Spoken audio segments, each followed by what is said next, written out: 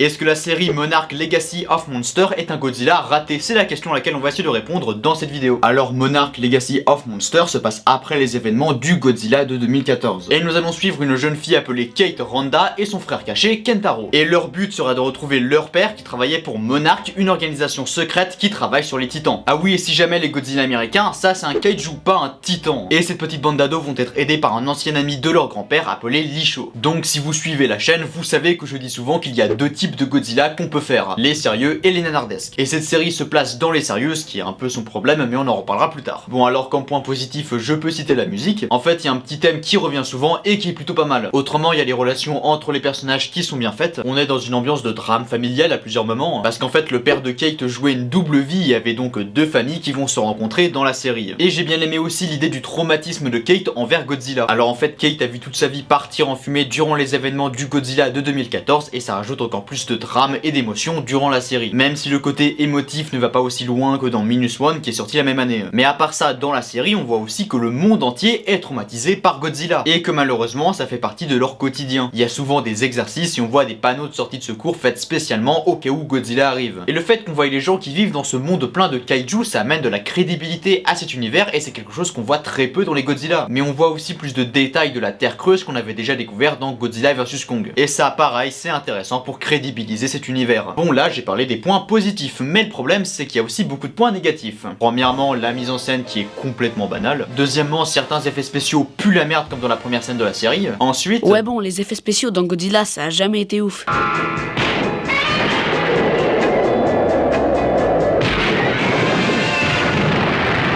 Non, ça va, je vois pas de quoi tu parles.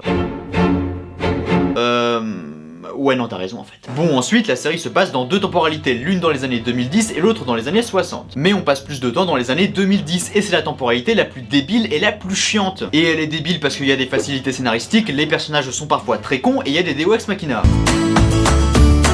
Non mais là c'est bon, c'est la troisième fois qu'on explique dans une vidéo ce qu'est un Deus Ex Machina. Si vous voulez vraiment savoir ce que c'est, allez plutôt voir la vidéo sur les 3 mousquetaires Milady. Et elle est chiante parce que la partie dans le passé est tellement plus intéressante. Les personnages ont une super belle chimie, ils sont bien écrits et on apprend tellement de choses sur le lore de Godzilla. Comment Monarch a été créé, qu'est-ce qui s'est passé quand ils ont envoyé une bombe nucléaire sur Godzilla. Et en plus ces passages permettent d'apprendre petit à petit le passé de Lisho qui est le personnage le plus intéressant et mystérieux. Du coup quand on était dans les années 2010, j'avais envie de revenir dans le passé. Mais le plus gros défaut, c'est que cette série a un problème de ton. Alors comme je l'ai expliqué au début, la série se place dans la catégorie des Godzilla sérieux. Sauf qu'avec ses effets spéciaux nuls et tous ces trucs débiles, parfois j'avais l'impression d'être dans un Godzilla nanardesque. Donc si t'aimes les trucs sérieux, tu vas pas aimer à cause des trucs débiles, mais si t'es là pour les trucs nanardesques, tu vas te faire chier pendant les moments dramatiques et sérieux. Mais bon, en vrai, si t'as l'habitude des Godzilla, ça choque pas tant que ça. Parce qu'il y en a souvent eu comme Terror of Mechagodzilla qui avait deux tons différents et qui étaient justement bien grâce à ça. Sauf que dans Terror of Mechagodzilla, on passait rapidement du sérieux au débile. Mais surtout, c'était un film nanardesque avec un côté sérieux qui était plutôt bienvenu mais qui mangeait pas de pain. Bon, finalement, est-ce que Monarch Legacy of Monsters est raté? En vrai, c'était juste oubliable et pas ouf, même si certaines idées étaient plutôt bien trouvées. Bon, allez, abonne-toi, va voir cette vidéo et je vous laisse avec Timéo. Salut, bienvenue dans les anecdotes de Timéo. Bon, du coup, les gars, l'anecdote du jour, en fait, c'est que de base, Roland Emmerich, et en fait, c'est le premier réalisateur du Godzilla américain, du tout premier Godzilla américain. Et en fait, il disait que Godzilla ça puait la merde. Et en fait le film était tellement nul qu'au final les japonais ils l'ont appelé Zilla au lieu de Godzilla. Vous savez le God là. Allez là, Chaud. J'ai raté dans ce casquette.